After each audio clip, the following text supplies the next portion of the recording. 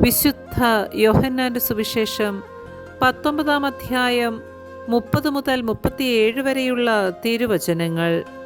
യേശുവിൻ്റെ മരണം. യേശു വിനാഗിരി സ്വീകരിച്ചിട്ട് പറഞ്ഞു, എല്ലാം പൂർത്തിയായിരിക്കുന്നു. അവൻ തലചായ്ച്ച് ആത്മാവിനെ സമർപ്പിച്ചു. അത് സാപത്തിനുള്ള ഒരുക്കത്തിൻ്റെ ദിവസമായിരുന്നു. ആ സാപത്ത് ഒരു വലിയ ദിവസമായിരുന്നു. സാപത്തിൽ ശരീരങ്ങൾ കുരിശിൽ കിടക്കാതിരിക്കുവാൻ വേണ്ടി അവരുടെ കാലുകൾ തകർക്കുവാനും അവരെ നീക്കം ചെയ്യുവാനും യഹൂദർ പീലാത്തോസിനോട് ആവശ്യപ്പെട്ടു. അതിനാൽ പടയാളികൾ വന്ന് അവനോടുകൂടെ ക്രൂശിക്കപ്പെട്ടിരുന്ന 2 പേരുടെയും കാലുകൾ തകർത്തു. അവർ യേശുവിനെ സമീപിച്ചപ്പോൾ അവൻ മരിച്ചു കഴിഞ്ഞുവെന്ന് കാണുകയാൽ അവൻ്റെ കാലുകൾ തകർത്തില്ല. എന്നാൽ പടയാളികളിൽ ഒരുവൻ അവൻ്റെ പാർശ്വത്തിൽ കുന്തം കൊണ്ട് കുത്തി. ഉടനെ അതിൽ നിന്ന് രക്തവും വെള്ളവും പുറപ്പെട്ടു. അത് കണ്ടയാൾ തന്നെ സാക്ഷ്യപ്പെടുത്തിയിരിക്കുന്നു.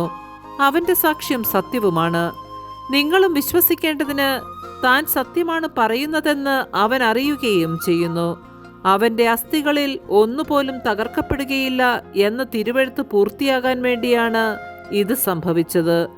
മറ്റൊരു തിരുവെഴുത്ത് പറയുന്നു, തങ്ങൾ കുത്തി മുറിവേൽപ്പിച്ചവനെ അവർ നോക്കി നിൽക്കും.